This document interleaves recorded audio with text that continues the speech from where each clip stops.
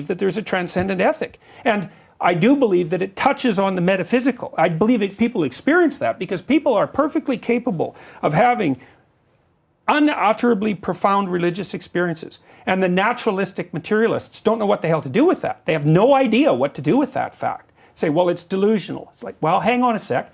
People who have those experiences appear to be more successful and healthier.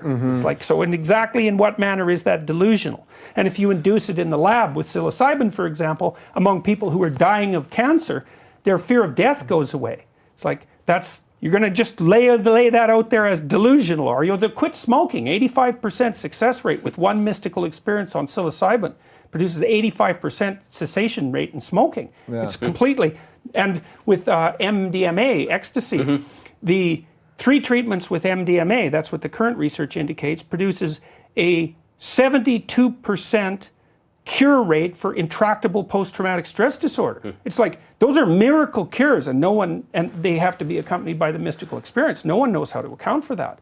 And so there is a transcendent ethic. So it's a very physical thing. I mean, in a case like that, you talk about ayahuasca or any of these things, right?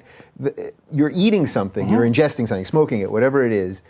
It's physical, it's here and now, but the experience is metaphysical. Sure, that's a place where the biological and the transcendent touch. And we don't know what to make of that. Yeah. Well, that's why psychedelics threw our whole culture into such a flip this upside down. No one knew what to do with them.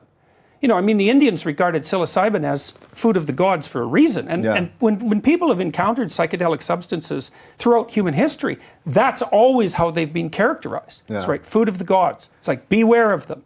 But they open the door to the transcendent.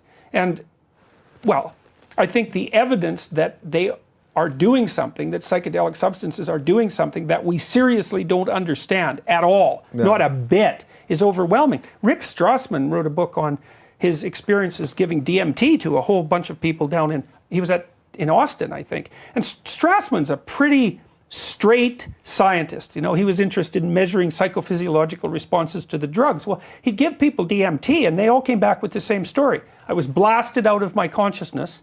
I met a whole bunch of alien beings.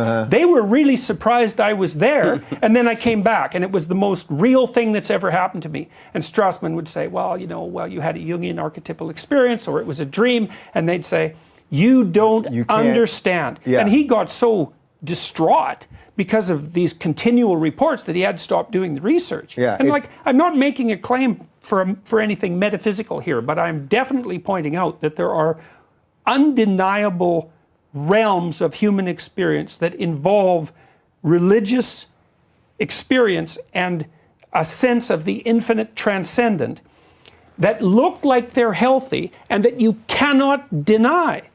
Well, so what are you supposed to do with that? You put it in a box and you say, well, we're not going to pay attention to it. It's like, that's not going to work. Yeah, that's not going to work. And I've done a lot of those things that you just mentioned and virtually always had good experiences on them. Now, as